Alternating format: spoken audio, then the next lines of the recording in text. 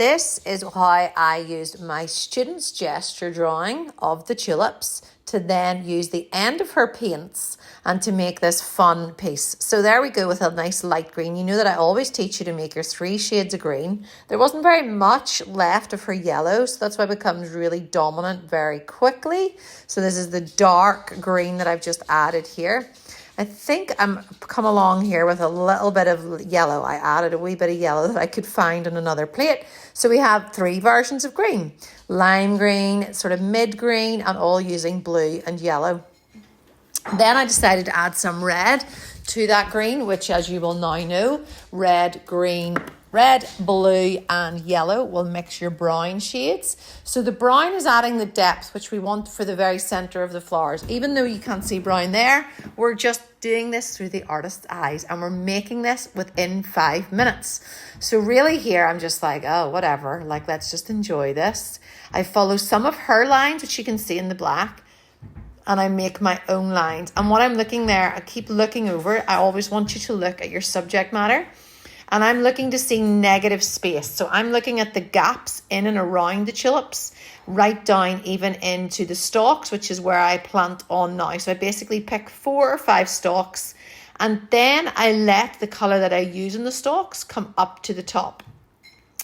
Very few colours left in the plate, so we did go with this. It actually turned out to be a really lovely muted painting, and I'm sad that it's kind of like on paper and probably won't be framed, but it's in my studio for now, and I've got this nice light pink. I'm now making a darker version. I didn't have any more red, so it's more mauvey colour. There's a little bit of blue in there, and then that starts to change the shape.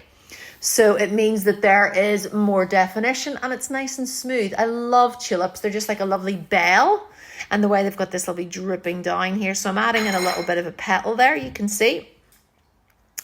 And then I think to myself, I better add 1 or 2 more of those colours. So now we're going on to the lovely red. They're actually called tiger tulips, I think, at the very bottom, and they've got a little bit more, they've got a few more petals, so they're a wee bit more pointy.